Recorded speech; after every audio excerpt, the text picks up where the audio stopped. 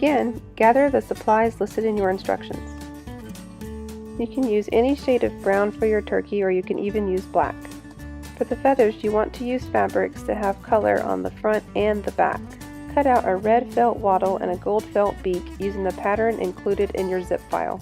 Hoop the felt that you want to be on the back of your turkey, and place the 3 layers of feather fabric on top. Make sure you keep your fabric for the feathers inside the stitching field.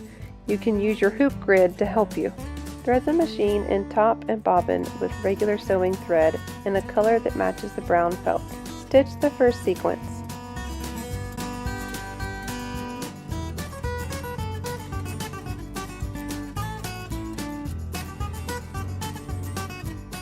Remove the hoop from the machine, but don't remove the felt from the hoop. Cut away the fabric layers straight across the bottom of the stitched outline. Next, use your short curved bladed scissors to trim away the fabric layers within the body part. Leave a small selvage just past the stitching line. Place the felt you want to use for the front of your turkey on top of the body outline shape. Be sure the felt covers it completely. Sew the second stitch sequence.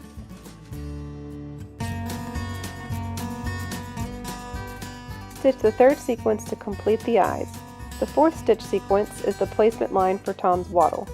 Line up the center of the wattle with the placement line. You might need a piece of cellophane tape to hold it in place while you stitch. Clip the top right and left sides of the wattle to remove a little felt to make room for the beak.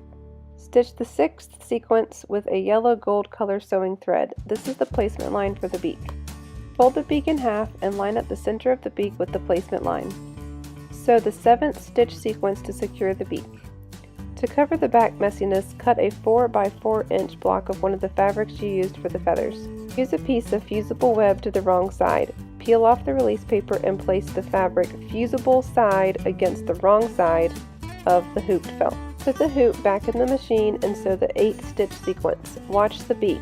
If it extends past the top edge of the head, fold it down with a finger or wooden stick while you sew. Trim away the excess felt on the front of the puppet. You also need to trim away the excess fabric from the body on the back of the puppet. Make sure you iron to fuse the backing fabric. Cut away the rest of the excess felt and fabric layers, following the stitching line around the tail, under the body's bottom edge, below the stitching line. You will be cutting on the stitching line around the tail part, cutting it off as you go. Clip through all layers to form his feathers. It's a good idea to start in the center and work your way around to the sides. Make sure to leave a little space between the end of your clip and the body as you go around the shoulder area. Now aren't those the cutest little turkeys you've ever seen? You can download the design for Tom the Turkey at Evie's website at abitofstitch.com.